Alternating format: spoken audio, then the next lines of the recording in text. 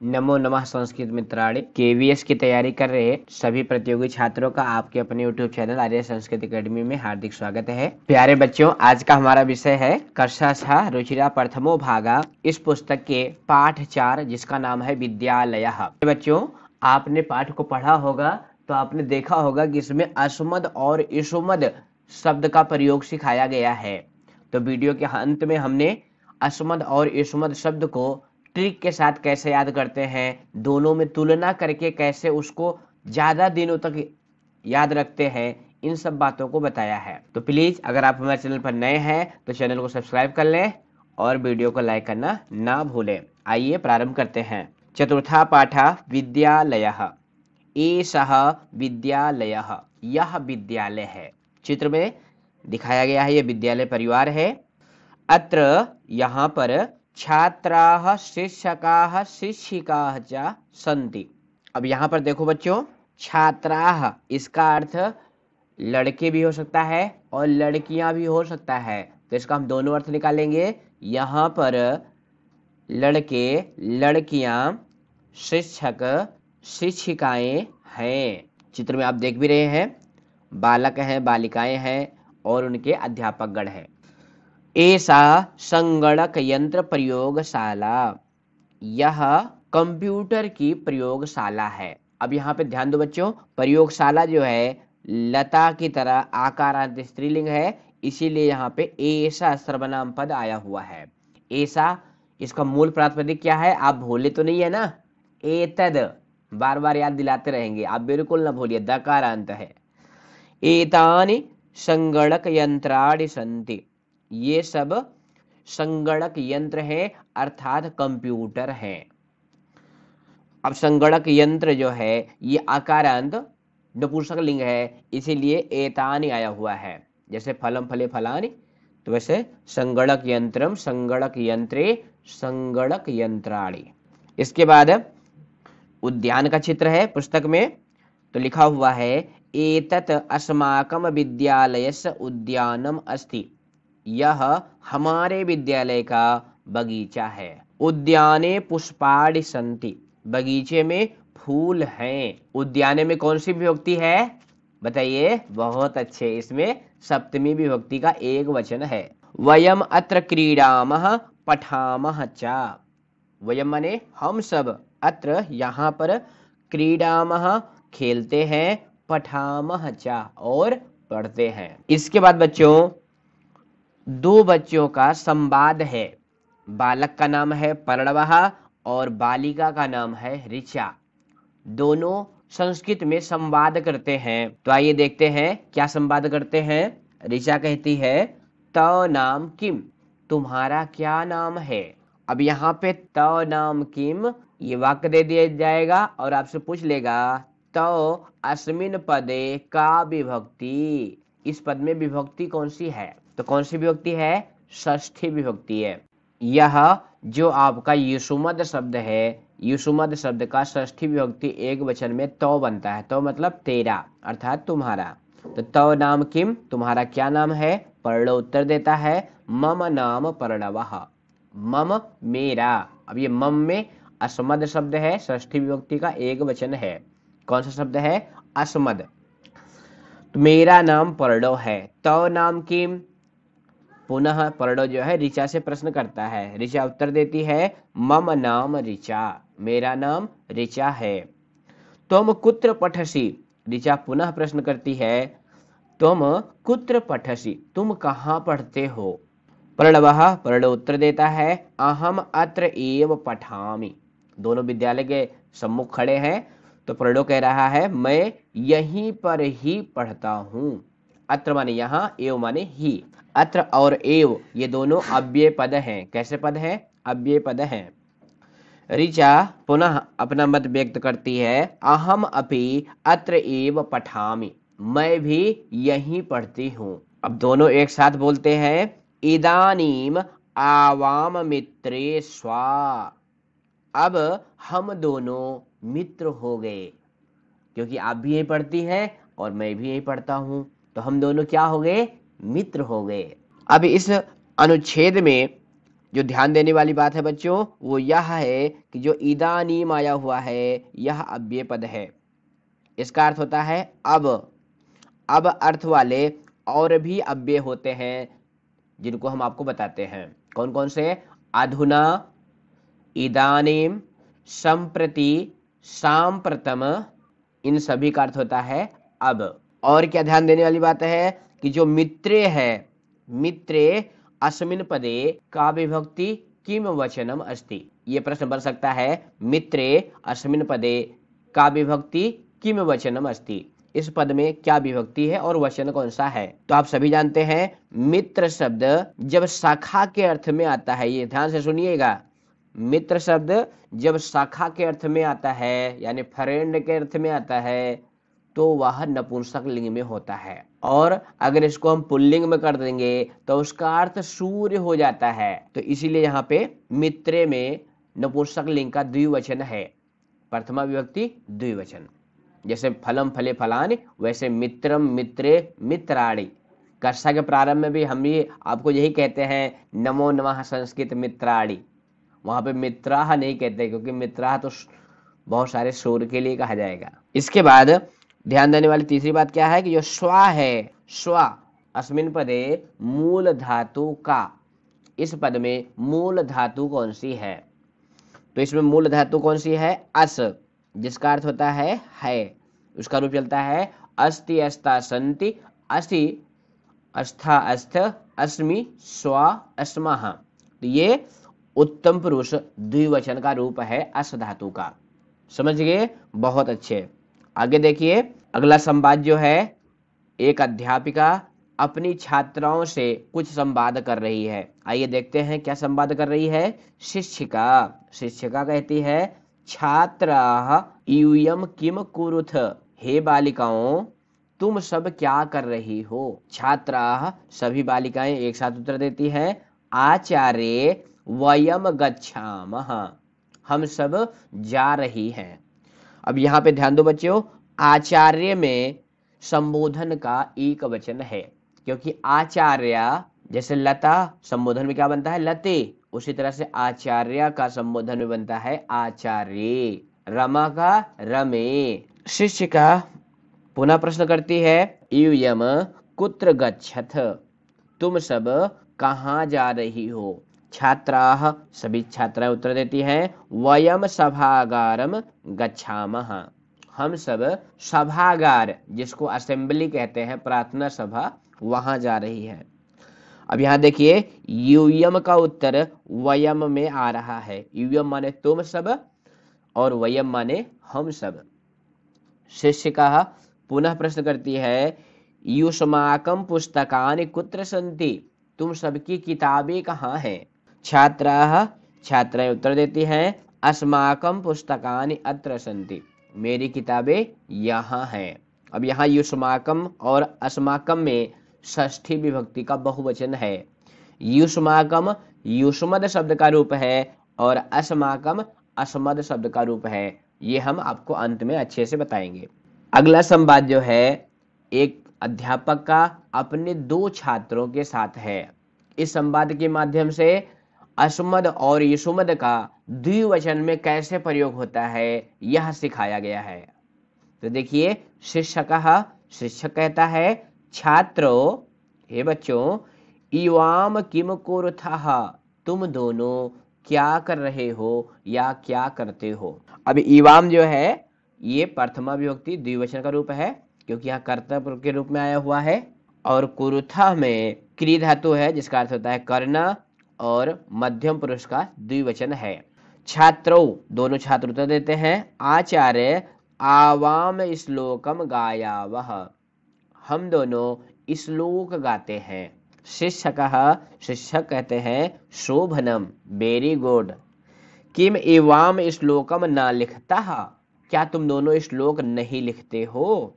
छात्रों दोनों छात्र उत्तर देते हैं, आवाम लिखावह, हम दोनों लिखते हैं, पठावह पढ़ते हैं, गायावह गाते हैं, चित्राणि अपि रचयावह और चित्र की भी रचना करते हैं। शिक्षक कहता है, बहुशोभनम बहुत अच्छा, वेरी गुड।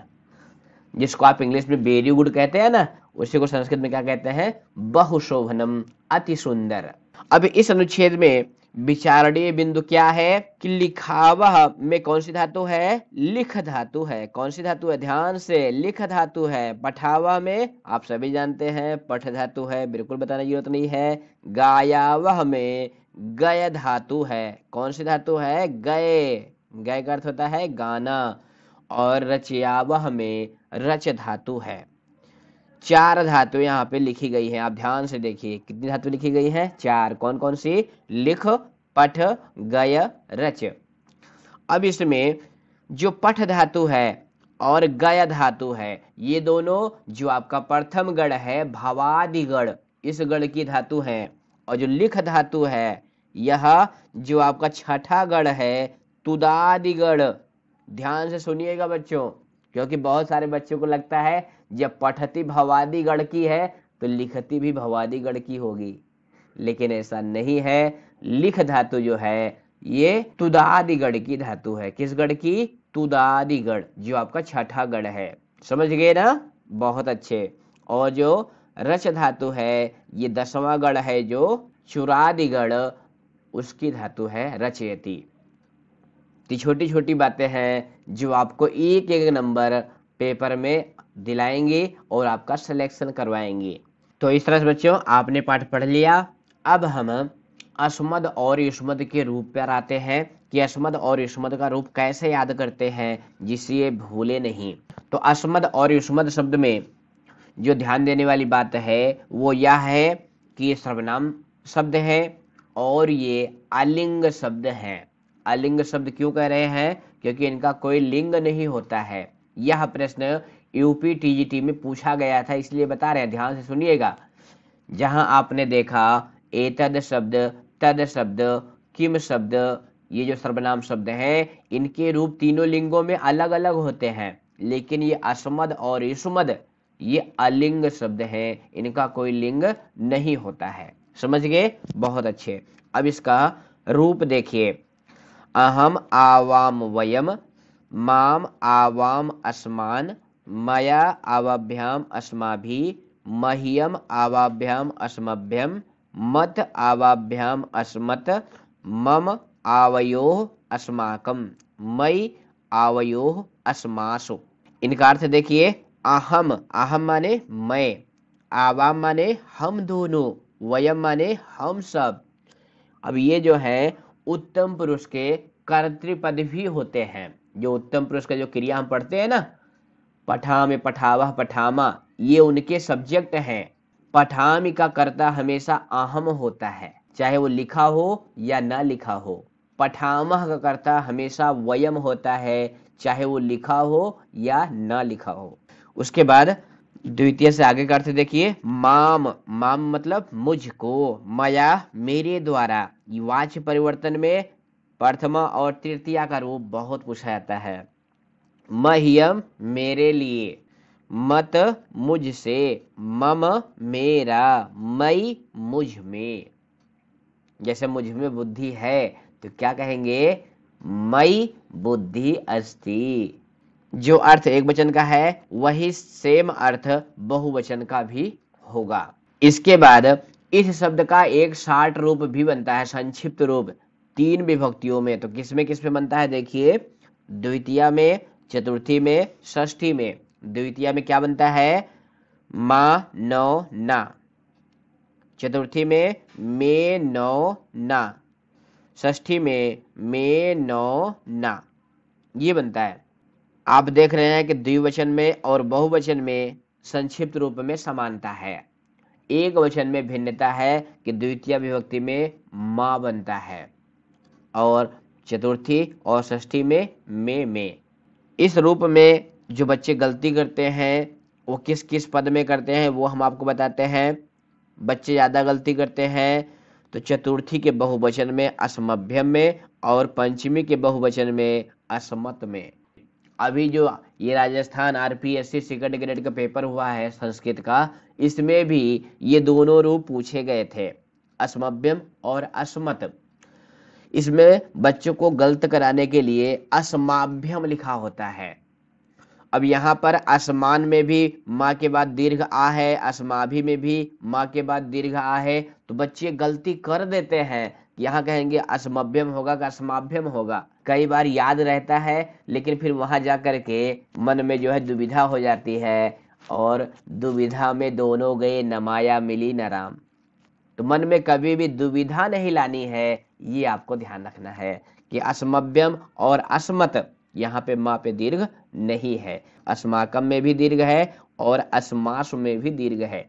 ये छोटी छोटी बातें हैं जो बच्चे ध्यान नहीं देते हैं। सर जी हमको तो रूप याद है, लेकिन पेपर में गलत हो जाता है। समझ गए? बहुत अच्छे।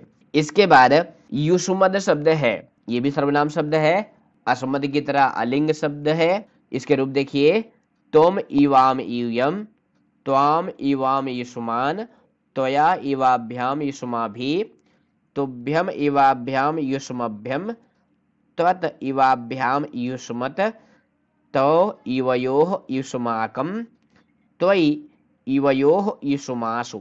ये इसको रूप है। इसका अर्थ देखिए, त्वम तुम, इवाम तुम दोनों, यूयम तुम सब। अब ये त्वम इवाम यूयम है, ये जो है मध्यम पुरुष के कर्तृपद है, अर्थात सब्जेक्ट है। ये सभी आप जानते होंगे, नहीं जानते हैं तो जान लीजिए। जो पठस्य क्रिया है उसका कर्ता एक ही होता है त्वम। पठथा का इवाम और पठथ का यूयम। त्वाम तुमको, त्वया तेरे द्वारा, तुभ्यम तेरे लिए, त्वत तुझसे अलग होने के लिए, तो तेरा, त्वयि तुझ में। अब इसमें भी संक्षिप्त रूप लगते हैं। ये देखिए, द्वितीय में लगता है त्वा वाम वा, चतुर्थी में ते वाम वा, और षष्ठी में ते वाम वा। ये संक्षिप्त रूप भी आप याद रखें, क्योंकि कई बार पेपर में यही पूछ लिया जाता है कि युष्मद शब्द का रूप है या नहीं है, इस तरह से। तो यहाँ भी ध्यान दीजिएगा, युष्मद शब्द का जो बहुवचन है, यहाँ पे देखिए यूयम, केवल प्रथमा विभक्ति बहुवचन में ही यू जो है दीर्घ है, यानी दीर्घ बड़ा ऊ है। बाकी हर जगह देखिए छोटो हुए। युष्मान, युष्माभि, युष्मभ्यम, युष्मत, युष्माकम, युष्मासु। अब यहाँ भी युष्मभ्यम और युष्मत, इन दोनों को ज्यादा ध्यान दीजिए। यहाँ भी माँ के बाद छोटा आ है, बड़ा आ नहीं है। ये भी पेपर में पूछा जाता है। अब इसके बाद हम लोग अस्मद और युष्मद को याद कैसे करें, इनको जो याद करने का ट्रिक है कि हमें कभी भूले नहीं, तो हम इसको देखिए तुलना के साथ याद करें। तुलना क्या मतलब? अस्मद और युष्मद दोनों को एक साथ याद करिए। तो पहले हम एक वचन की तुलना करेंगे। हमें उम्मीद है ये तुलना आपको जरूर पसंद आएगी। ध्यान से देखिए, अहम, तुम, माम, त्वाम। देखिएगा दोनों तुकांत भी बन रहे हैं। अहम, त्वम, माम, त्वाम, मया, त्वया, मह्यम, तुभ्यम, मत, त्वत्, मम, तौ, मयि, त्वयि। मजा आ रहा है ना? इस तरह से भी भाई हमें केवल आपको याद कराना है। कैसे भी आप याद करो, तुलना के साथ याद करो। कुछ अच्छे बच्चे हो वैसे ही याद कर लेते हैं, बस याद होना चाहिए। अब द्विवचन की तुलना करेंगे। ये देखिए, आवाम, यीवाम। अब दोनों में देखिए वाम वाम आ रहा है, बस यहाँ पे आ लगाना है, और यहाँ पे यू मतलब तुम, मध्यम पुरुष। उसके बाद आवाभ्याम, ईवाभ्याम। उसके बाद आवयोः, युवयोः। देखिएगा दोनों में समानता मिल रही है। जहाँ आ है यहाँ यू है, यहाँ आ है यहाँ यू है। ये छोटी छोटी बातें हैं जो बड़े बड़े काम कर देती हैं। तो तुलना के साथ भी याद करेंगे ना, आवाम, यीवाम, तो बिल्कुल आप याद रखेंगे। इसके बाद हम लोग बहुवचन की तुलना करेंगे। वयम, हम सब, यूयम, तुम सब, अस्मान, हम सब को, युष्मान, तुम सब को, अस्माभि, हम सब के द्वारा, युष्माभि, तुम सब के द्वारा, अस्मभ्यम, हम सब के लिए, युष्मभ्यम तुम सब के लिए, अस्मत् हम सब से अलग होने के लिए, युष्मत् तुम सब से, अस्माकम हम सब का, युष्माकम तुम सब का, अस्मासु हम सब में, युष्मासु तुम सब में। तो यहाँ पर ध्यान दीजिए बच्चों कि द्वितीया से लेकर के सप्तमी पर्यंत यहाँ यू है, यहाँ आ है। बस असमान में दंती सा है और यशुमान में मूर्धन्य सा है, इसका ध्यान रखिएगा। पिछली भी वीडियो में हमने बताया था कि ये मूर्धन्य सा दंती सा कैसे बनते हैं। जिन बच्चों ने वीडियो को देखा होगा उनको याद होगा, हमने आपको एक सूत्र बताया था, आदेश प्रत्ययो। ये क्या कहता है कि आदेश या प्रत्यय का जो दंती सा है उसके पूर्व में अगर इड़ प्रत्याहार का कोई वर्ण है, अर्थात आ को छोड़ करके संपूर्ण स्वर, तो उसको मूर्धन्य हो जाता है। अब यहाँ असमान में या समाभि में दंती सा है क्योंकि उसके पूर्व में आ है, और यहाँ युष्मान में युष्माभि में मूर्धन्य सा है क्योंकि इसके पूर्व में छोटा ऊ है। ये छोटी छोटी बातें हैं जो कभी कभी क्वेश्चन को गलत करा देती हैं। तो हमें उम्मीद है अब आप कभी असुमद और सुमद शब्द को गलत नहीं करेंगे। इस वीडियो में हमने इस पाठ के क्वेश्चन आंसर नहीं कराया है क्योंकि आप सभी कर लेंगे। अगर कहीं कोई समस्या है तो आप हमें अवश्य बताएंगे। तो फिर मिलेंगे अगली वीडियो में। जय तो संस्कृतम, जय तो भारतम, जय हिंद।